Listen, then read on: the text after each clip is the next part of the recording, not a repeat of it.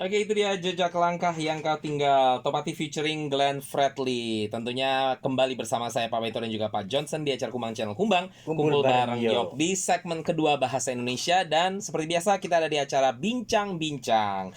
Hari ini saya mau bicara tentang bahaya hoax. Danger of hoax. Oke? Bahaya untuk diri kita sendiri ya. Karena nanti kita bisa ditangkap kayak kasus yang tadi kita sudah baca dalam berita. Ya. Bahaya juga untuk orang lain gitu ya, karena benar juga itu bisa menciptakan panik dan lain sebagainya. Oke. Ya. Dan berbicara tentang hoax malam hari ini tentunya dimulai dengan situasi di Makau yang menjadi rawan akhir-akhir ini ya Pak Johnson karena COVID-19. Jadi diketemukannya satu keluarga yang terpapar dengan coronavirus. Lalu akhirnya pemerintah Makau memutuskan semua orang di Makau harus dites. Nah, kabar baiknya adalah hari ini tesnya sudah resultnya ada semua dan semua negatif. Walaupun karena harus dites sekitar 700.000 orang, jadi resultnya belum sampai secara elektronik ke dalam kita punya health code ya. Jadi masih ada yang health code-nya masih berantakan. Tapi yang jelas pemerintah sudah press conference dan sudah kasih tahu bahwa hasilnya semua negatif. Jadi artinya setidaknya Makau aman. Nah, jadi pada saat sudah ada pengumuman seperti ini ya, ceritanya ada beberapa postingan lah di sosial media ya yang pada dasarnya memuji kehandalan pemerintah setempat, kehandalan naker atau tenaga kerja tenaga kesehatan ya yang menangani kasus COVID-19 ini gitu. Nah, jadi ceritanya postingan tersebut postingan positif Pak Johnson. Ya, postingan itu kasih tahu, oke, ini terima kasih kepada frontline workers ya, well done, good job. Nah, ternyata ada satu orang ya, yaitu tadi pria yang 46 tahun tersebut, orang lokal, dia komen. Dia bikin komen simple aja sih komennya, tulisannya, oh, dari antara frontline worker itu 5 orang diantaranya terkena penyakit COVID gitu, positif dia bilang itu ya. Jadi memang akhirnya ditelusuri oleh pemerintah dan kemudian ya seperti kita dengar tadi dia akhirnya ditangkap ya karena meresahkan lingkungan dan masyarakat setempat gitu. Nah, menurut Pak Johnson gimana ini orang yang bikin informasi kayak begini, hoax seperti ini? Ya bodoh banget lah. Iya sudah dihimbau jangan nyebarkan kabar yang tidak benar gitu. Dia ini apa? Sembarangan komen ya. Iya. Ya akhirnya jadi kena sendiri. Nah itu kan membahayakan sisi dia sendiri. Jadi membahayakan diri kita sendiri. Bagaimana menurut pandangan Pak Johnson tentang bahaya dari hoax atau false information tersebut kepada orang yang membacanya gitu loh? Iya. Tapi bagiku aku nggak percaya berita yang bukan dari pemerintah. Betul, saya juga. Iya. Gitu. Ada yang bilang gini.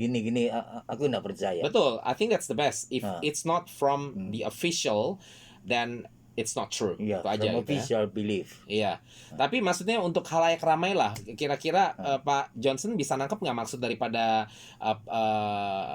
kepolisian setempat bahwa apa yang dilakukan orang tersebut bisa membuat panik orang-orang gitu loh. Betul, Iya iya. kan? Karena kemarin aja cuman dengan keadaan seperti itu aja kita sudah langsung panic buying, ingat nggak? Iya. Semuanya barang-barang di supermarket sampai habis gitu. Iya. Pak Johnson experience ini juga nggak kemarin? Keluar belanja nggak? Experience-nya ya itu kayaknya suasananya di luar kembali ke Kayak tahun lalu. Iya, Iya. sepi banget loh, nggak ada kendaraan, ada orang jalan di luar loh. Saya nggak tahu Pak Johnson, tapi saya hari sendiri. Sabtu aku keluar. Saya sendiri sebenarnya lebih setuju kalau langsung di total lockdown selama 2 minggu. Kalau saya sendiri. Iya. Gitu ya. Karena waktu kemarin kan kita nggak tahu kondisinya separah apa gitu ya. Jadi saya lebih pilih total lockdown kayak tahun lalu loh. 2 minggu total nggak ada yang boleh keluar seperti itu. That's what I prefer gitu ya. Tapi of course now kita ngeliat ternyata everything is going fine, so which is good, okay. Tapi saya kalau bisa pilih waktu itu saya lebih pilih mendingan total lockdown kan 2 minggu doang gitu ya. Tapi ya ternyata cuman partial, cuman sebagian doang yang di lockdown. Kayak venue-venue itu harus tutup gitu ya. Nursery juga, tempat nursery anak saya juga tutup. Jadi tadi kan seperti beritanya dikatakan sekitar 8.000 anak terkena dampak ya. Jadi harusnya bisa masuk nursery tapi jadi nggak bisa dan selama 2 minggu ini gitu loh. Terus ditambah Aduh, ngantrinya itu tes COVID-nya Pak Johnson di hari keberapa?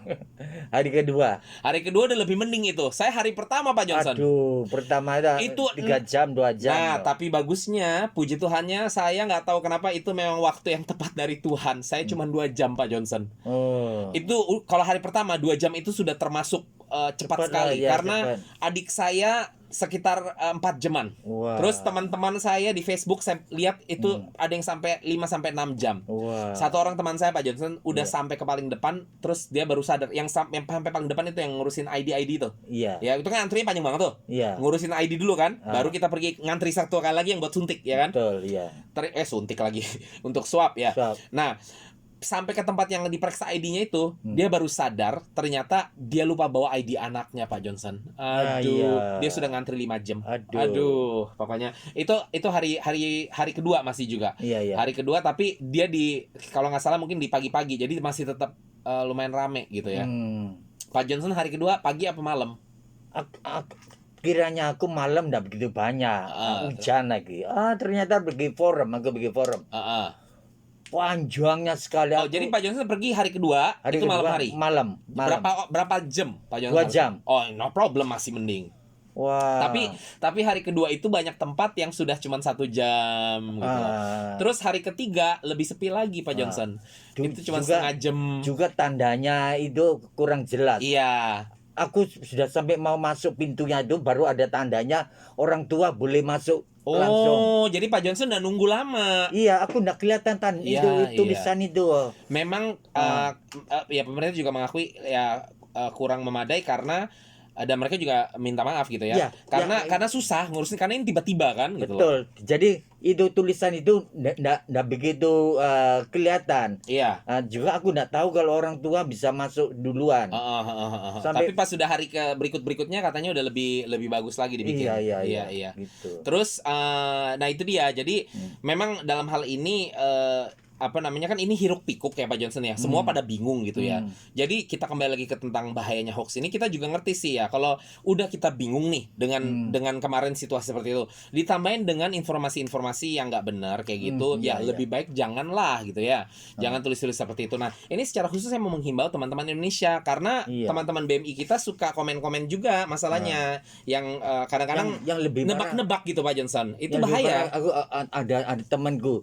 Dia tanggal 5 aja hari kedua vaksin. Sampai sekarang itu ginhongmanya itu masih yellow. kuning Oh ya, iya, kuning. itu masih banyak yang kayak gitu. Hasilnya negatif. Ya, itu tidak masalah teman-teman. Tapi karena dia tidak bisa masuk ke tempat yang perlu penting, itu. Tadi saya sudah terima pesan kalau seandainya masih ada kuning tersebut dilaporkan kepada pihak otoritas setempat gitu aja. Ntar palingan mereka akan kasih apa gitu. Lagi? Enggak, bukan swab. Paling mereka akan kasih apa gitu, mungkin kayak surat pernyataan atau gimana gitu. Laporan aja ke polisi kayak atau ke Santeng gitu ya. Santeng kan pusat departemen kesehatan gitu loh. Dilaporkan saja seperti itu kok ya.